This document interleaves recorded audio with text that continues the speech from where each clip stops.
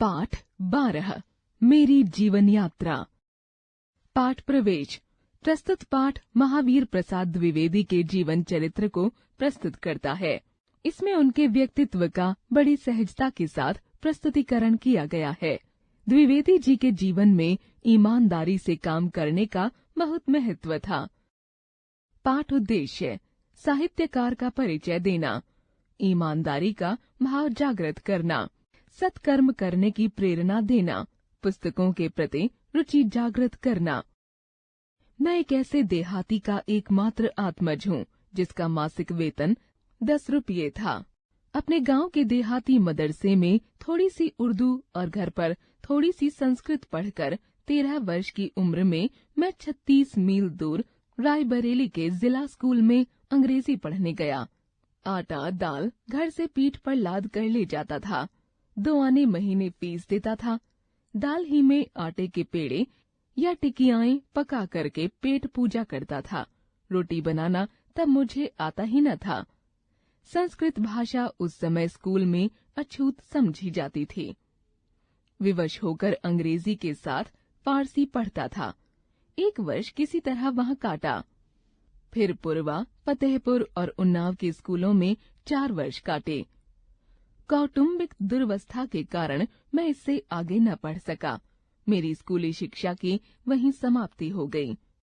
1 साल अजमेर में 15 रुपये महीने पर नौकरी करके पिता के पास मुंबई पहुंचा और तार का काम सीखकर GIP रेलवे में 50 रुपये महीने पर तार बाबू बना।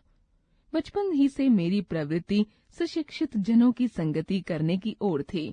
दैवयोग से हरदा और होशंगाबाद में मुझे ऐसी संगति सुलभ रही।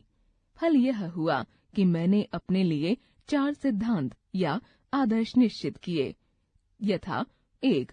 वक्त की पाबंदी करना, 2. रिश्वत न लेना, 3. अपना काम ईमानदारी से करना और 4.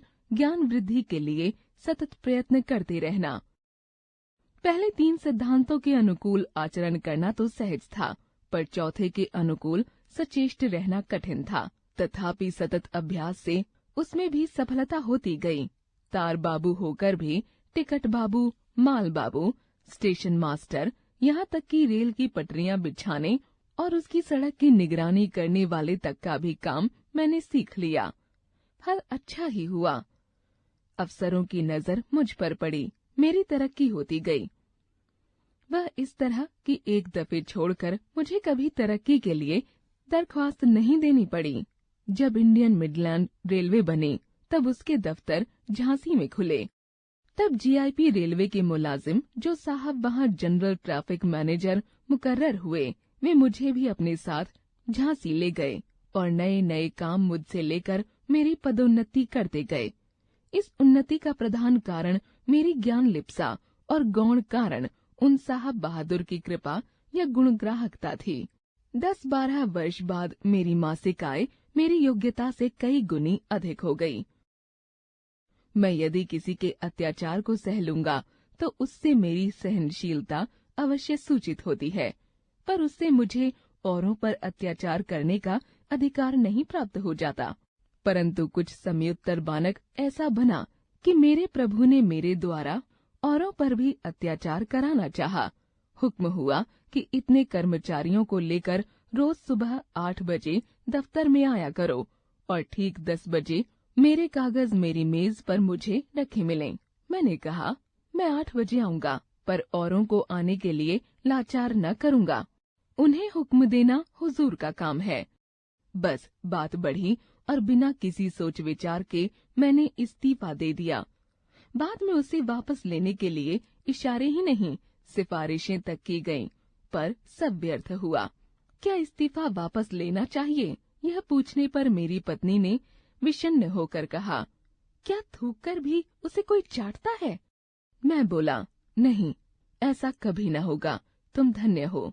तब उसने 8 आने रोज तक की आमदनी से भी मुझे खिलाने पिलाने और गृह कार्य चलाने का दृढ़ संकल्प किया और मैंने सरस्वती की सेवा से हर महीने जो 20 रुपये उजरत और 3 रुपये डाक खर्च की आमदनी होती थी, उसी से संतुष्ट रहने का निश्चय किया। मैंने सोचा, किसी समय तो मुझे महीने में 15 रुपये ही मिलते थे, 23 रुपये तो उसके ड्योढ़े से भी अधिक है। इतनी आमदनी मुझ देहाती के लिए कम नहीं। मेरे पिता ईस्ट इंडिया कंपनी के एक पलटन में सैनिक या सिपाही थे। वे मामूली हिंदी पढ़े लिखे थे, बड़े भक्त थे। सिपाहियों के काम से छुट्टी पाने पर राम लक्ष्मण की पूजा किया करते थे। इसी से साथी सिपाहियों ने उनका नाम रखा था लक्ष्मण जी।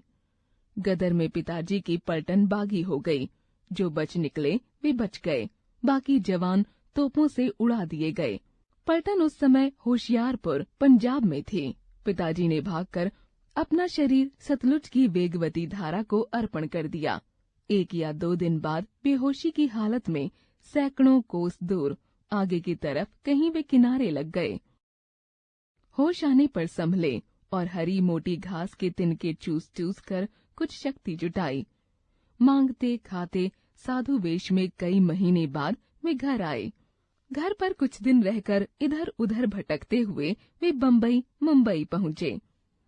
वहाँ बल्लभ संप्रदाय के एक गोस्वामी जी के यहाँ वे नौकर हो गए। मेरे समर्थ होने तक वे उस गोस्वामी जी की मुलाजिमत में रहे, फिर सदा के लिए उसे छोड़कर घर चले आए।